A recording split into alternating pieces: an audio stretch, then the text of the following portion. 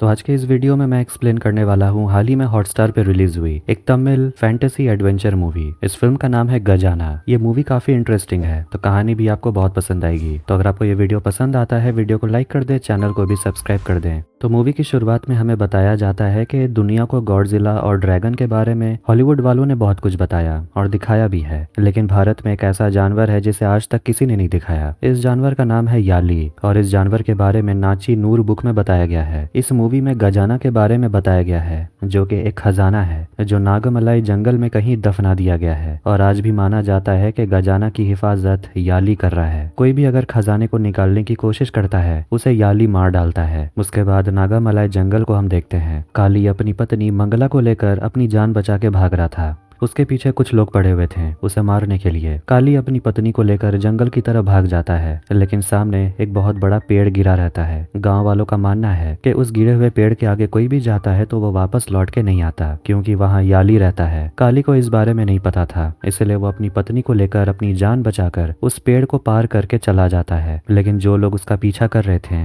वो लोग लौट जाते हैं, क्योंकि उनको पता है कि आगे जाने से उनकी मौत पक्की है। काली थोड़ी दूर आगे जाता है और एक पेड़ के नीचे आराम करने लगता है, लेकिन तभी उसे एक औरत की आवाज सुनाई देने लगती है जो उसे पुकार रही थी। काली को कुछ समझ नहीं आ रहा था कि उसके साथ क्या हो रहा है। तभी वो देखता है कि उसकी पत्नी मंगला गायब हो गई है। वो हर तरफ उसे ढूंढने की कोशिश करता है, लेकिन थोड़ी देर के बाद वो देखता है उसकी पत्नी वापस आ गई। काली समझ गया था कि यहाँ कुछ तो गड़बड़ है। काली अपनी पत्नी को बताता है कि इस जंगल में एक पेड़ है और उसी के नीचे एक खजाना छुपा हुआ है, और अगर हम उस खजाने को ढूंढ लेते हैं तो हमारी सारी कठिनाइयां दूर हो जाएगी। काली जंगल के अंदर जाने लगता है और उसे वो पेड़ भी मिल जाता है जहाँ खजाना छुपा हुआ था। काली जमीन को खोदने लगता है खजाना को बाहर निकालने के लिए, लेकिन चारों तरफ हवाएं तेज हो जाती है और नदी का पानी निकलने लगता है। ये सब देखकर काली और उसकी पत्नी वहां से भागने लगते हैं, लेकिन काली अपनी पत्नी से अलग हो जाता है और वो दूसरी तरफ भागने लगता है, लेकिन उसके सामने याली आ जाता है और उसे मार डालता है। ये कहानी थी जो मंजेरी प्रमोद नाम्बियार द्वारा लिखी गई थी और वो एक आर्कोलॉजिस्ट भी हैं। उसी से मिलने के लिए हेमा अपने दोस्त के साथ मिलकर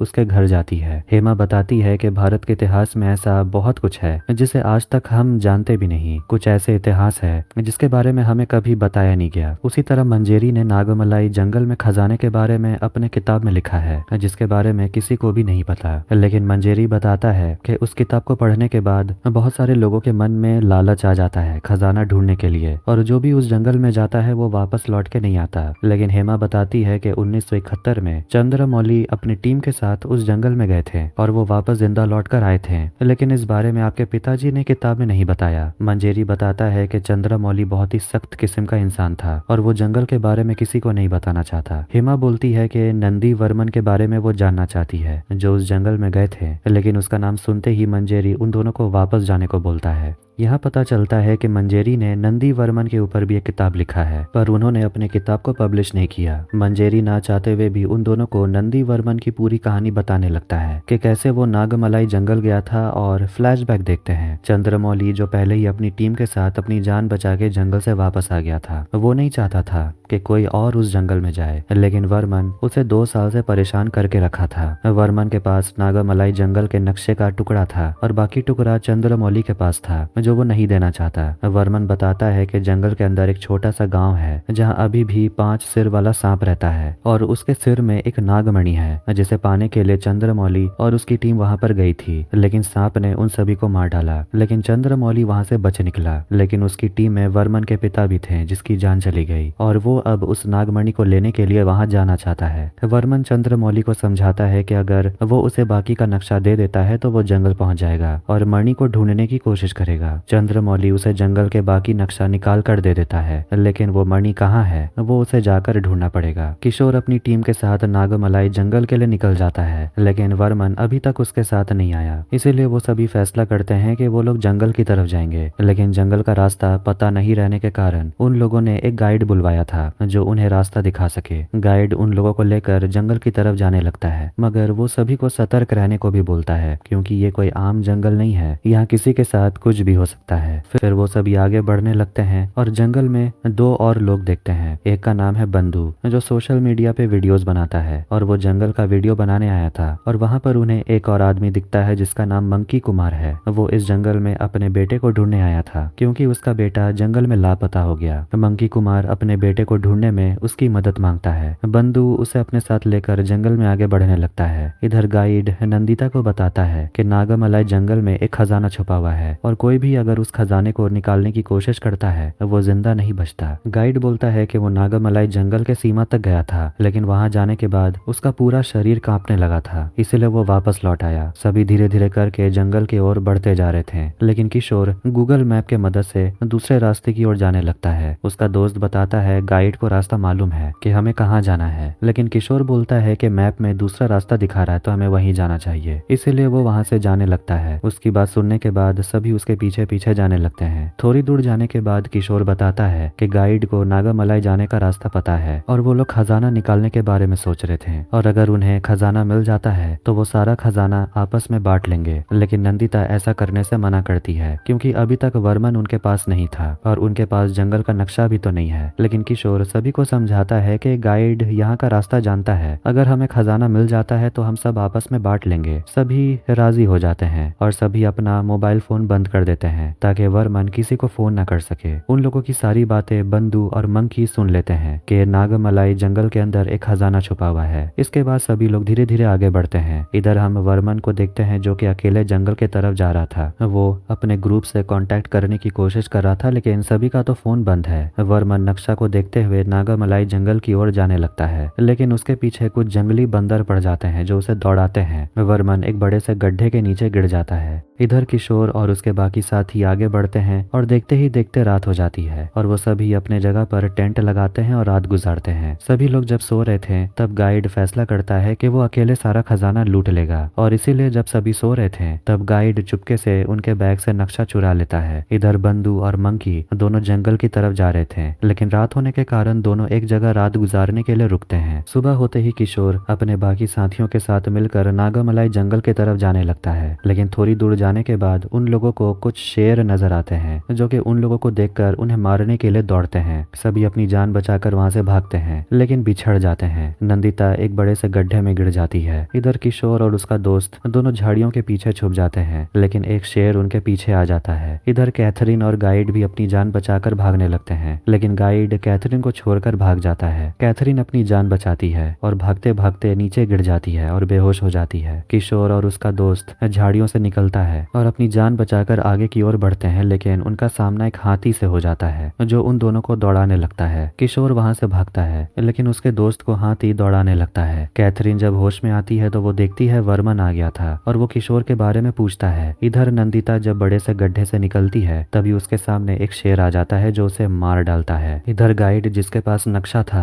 वो तुरंत नागामलाई जंगल पहुंच जाता है खजाने को निकालने के लिए। गाइड को वो पेड़ मिल जाता है जिसके नीचे खजाना छुपाया हुआ था। वो तुरंत मिट्टी खोदने लग जाता है, लेकिन तभी वहां अदृश्य हाथी आ जाता है जो उसे मार डालता है। तभी वहां पर 3 और लोग आते हैं। उनमें से एक का नाम है सतीश, जो उन दोनों को बताता है कि जो हाथी उस गाइड को मारा था उस हाथी का नाम अश्वत्थामा है और उसके ऊपर जो बैठा है वो वीराम का बेटा है और उन दोनों की आत्मा नागमणि और खजाने की रक्षा कर रही है। सतीश सभी को बताता है कि ये शक्ति भगवान शिव ने इन दोनों को दी है। सतीश सभी को बताता है कि ये शक्ति भगवान शिव ने इन दोनों को दिया है और अगर ये शक्ति हमें पाना है तो हमें सूर्य भगवान की पूजा करनी होगी और एक यज्ञ करवाना होगा। सतीश ये भी बताता है कि अगर हमें नागमणि और खजाने को लेना है तो ये वही कर सकता है जो इंसान के रूप में नाग बनकर जंगल में आता है, और वो जंगल में आ चुका है क्योंकि उसके आने के बाद हम सभी वापस से जिंदा हो गए हैं। इधर वर्मन किशोर और बाकी लोगों को ढूंढ लेता है और सभी से पूछता है कि जीपीएस ट्रैकर बंद क्यों है। किशोर झूठ बोलता है कि यहाँ पर सिग्नल नहीं मिल रहा। वर्मन समझ जाता है कि सभी झूठ बोल रहे हैं क्योंकि जीपीएस के लिए नेटवर्क की जरूरत नहीं होती। वर्मन सभी को बताता है कि नंदिता मर चुकी है और साथ में गाइड भी मर चुका है, और अगर फिर से उन लोगों ने वर्मन को धोखा देने की कोशिश की तो जंगल में कोई भी जिंदा नहीं रह पाएगा, इसलिए सभी को वर्मन की बात माननी पड़ेगी। फिर सभी आगे की ओर बढ़ते हैं। नक्शा देखते देखते वो लोग आगे बढ़ रहे थे। नक्शा में एक निशान बना हुआ था और जिस पेड़ में वो निशान बना रहेगा उसी के नीचे खजाना छुपा हुआ है। सभी उस निशान को ढूंढने की कोशिश करते हैं और आखिर में उन लोगों को निशान मिल जाता है। ये देखकर वर्मन खुश हो जाता है और तभी उसे चंद्रमौली का फोन आता है। उसे पूछता है कि तुम कहाँ तक पहुंचे। वर्मन बताता है कि उसे खजाने का पता मिल गया और उसे वो निशान भी मिल गया। ये बोलकर वर्मन फोन काट देता है। तभी उसके सामने कुछ जंगली आदमी आ जाते हैं जो उन लोगों के ऊपर हमला करने लगते हैं। कैथरीन की वहीं पर मौत हो जाती है, लेकिन जैसे ही सभी जंगली आदमी वर्मन को पकड़ लेते हैं तभी वहां पर एक पक्षी आता है जिसे देखकर सारे जंगली आदमी वहां से भाग जाते हैं। इधर हम देखते हैं कि सतीश और बाकी दो लोग किसी चीज का यज्ञ कर रहे थे। इधर चंद्रमौली वर्मन के जीपीएस ट्रैक करने की कोशिश करता है, लेकिन उसका जीपीएस ट्रैक नहीं हो रहा था। वर्मन और बाकी दो लोग जंगल की तरफ आगे बढ़ते हैं। तभी सामने एक बूढ़ा आदमी आता है जो उन पर बंदूक से गोली चलाने लगता है। वो बूढ़ा आदमी बताता है यहाँ से वापस चले जाओ, यहाँ जो भी आता है जिंदा बच के नहीं जाता। वो बूढ़ा आदमी उन तीनों को लेकर अपने घर जाता है और उसे खजाने की पूरी कहानी सुनाता है। वो बताता है कि इस खजाने की शुरुआत कसीवर मुनि से हुई थी, जिसके दो बहनें थी, सूरी और आरी। छोटी लड़की आरी की शादी मीसा से होती है, जिसके बाद कसीवर के वरदान से आरी हजारों सांपों को जन्म देती है। इसी के चलते आरी अपनी बड़ी बहन सूरी के बच्चों को मारने के लिए अपने सारे सांपों को भेज देती है। सूरी ने वरदान मांगा था कि उसके बच्चे गरुड़ के रूप में पैदा हों ताकि वो सारे सांपों को मार सके। इसके बाद गरुड़ और सांपों के बीच में लड़ाई होने लगती है। आरी का दूसरा बेटा वासुकी भगवान शिव के गले में रहता है और उसकी पूजा से प्रसन्न होकर भगवान शिव ने उसे नागमणि उपहार में दिया था। इस उपहार को पाके वासुकी बहुत ज्यादा शक्तिशाली हो गया था और सूर्य देव और गरुड़ को ये नागमणि चाहिए। इसीलिए गरुड़ और सभी सांपों के बीच लड़ाई होते रहती थी। लड़ाई के चलते जितने भी सांप थे वो सभी इंसान के रूप में बदल गए और जितने भी गरुड़ थे सभी शैतान बन गए और आपस में लड़ने लगे। इस लड़ाई को खत्म करने के लिए खुद भगवान शिव इस लड़ाई को खत्म करने के लिए आए, लेकिन इसके बाद भी दोनों के बीच लड़ाई होती ही रही। इसीलिए सभी नागों ने फैसला किया कि धरती के अंदर एक ऐसी जगह में नागमणि को सुरक्षित रखा जाएगा ताकि उसे कोई ढूंढ ना पाए, और वो जगह नागमलाई का जंगल है। यहाँ बहुत सारे इच्छाधारी नाग रहते हैं जो नागमणि की रक्षा करते हैं। नागमणि ऐसी जगह में छुपाया गया है जहाँ कोई नहीं जा सकता। नागमणि को पाने के लिए भाले की जरूरत पड़ती है, जिसे रावण के पूर्वजों को उस भाले की रक्षा करने को कहा गया था, और रावण के वंश में आखिरी राजा वीरपुत्रन इस भाले की रक्षा करते हैं। और अंग्रेजों और अरबियों को भाले के बारे में पता नहीं चलने दिया उन्होंने, लेकिन अंग्रेजों और अरबियों को इस बारे में पता लगने लगा। इसलिए वीरपुत्रन भाले को बचाने के लिए लगातार अंग्रेजों और अरबियों के साथ लड़ाई करते रहा। उसका कोई बेटा नहीं था, लेकिन उसके साथ ही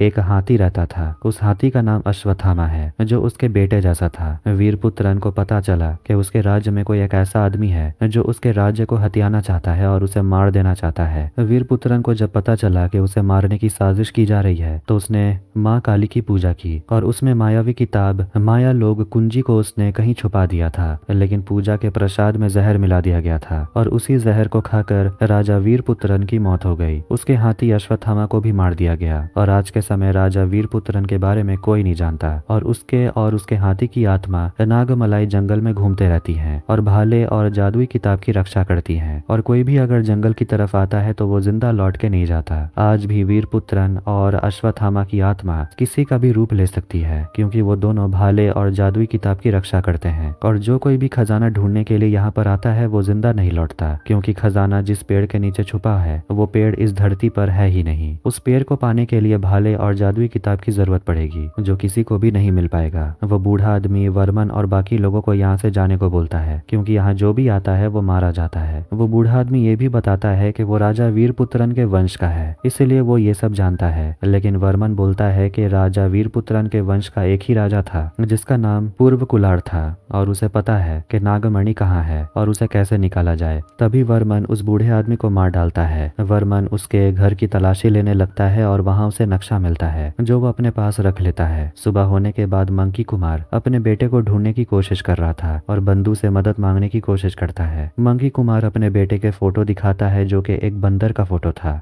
बोलता है कि ये मेरा बेटा जैसा है। बंधु उसकी फोटो अपने सोशल मीडिया पे शेयर कर देता है ताकि उसे जल्द से जल्द ढूंढा जा सके। थोड़ी दूर जाने के बाद उन दोनों को सामने एक शेर नजर आता है। बंधु फैसला करता है कि वो सब कुछ छोड़कर यहाँ से भाग निकलने की कोशिश करेगा, लेकिन तभी शेर उन दोनों को देख लेता है और उन दोनों को दौड़ाने लगता है। इधर किशोर और उसका दोस्त राम्या दोनों वर्मन को छोड़कर जंगल की ओर जाने लगते हैं, लेकिन तभी दोनों को सांप पकड़ लेते हैं और दोनों को ही मार डालते हैं। वर्मन अपने दोनों दोस्तों को ढूंढने की कोशिश कर रहा था, लेकिन उसके सामने भी एक सांप आ जाता है और उसे पकड़ लेता है। तभी एक गरुड़ उड़ते हुए आता है और उस सांप को पकड़ के चला जाता है। यही सारी कहानी सुनने के बाद हेमा मंजेरी से पूछती है कि उसके बाद वर्मन के साथ क्या हुआ। मंजेरी बताता है वर्मन जंगल में ही बेहोश पड़ा हुआ था और उसके साथ क्या हुआ ये तो आगे किसी को नहीं पता। हेमा जानती थी कि मंजेरी कुछ छुपा रहा है और उसे सब कुछ पता है, लेकिन फिर भी उसने अपनी किताब में इसके बारे में कोई जिक्र नहीं किया। हेमा ये बोलती है कि आप पूरे घर में अकेले रहते हैं और आपसे मिलने के लिए कोई भी नहीं आता। मंजेरी गुस्से में आ जाता है और आखिर में बोलता है कि उसने आगे की कहानी क्यों नहीं लिखी। मंजेरी उसे एक दूसरे कमरे में लेकर जाता है और उसे किताब दिखाता है। उस किताब में लिखा हुआ है कि आगे वर्मन के साथ क्या हुआ। दिखाया जाता है कि वर्मन को जब होश में आता है वो नागमणि को पाने के लिए भाले को ढूंढने लगता है, लेकिन ढूंढते ढूंढते वो एक ऐसी जगह पहुंच जाता है जो उसे खुद नहीं पता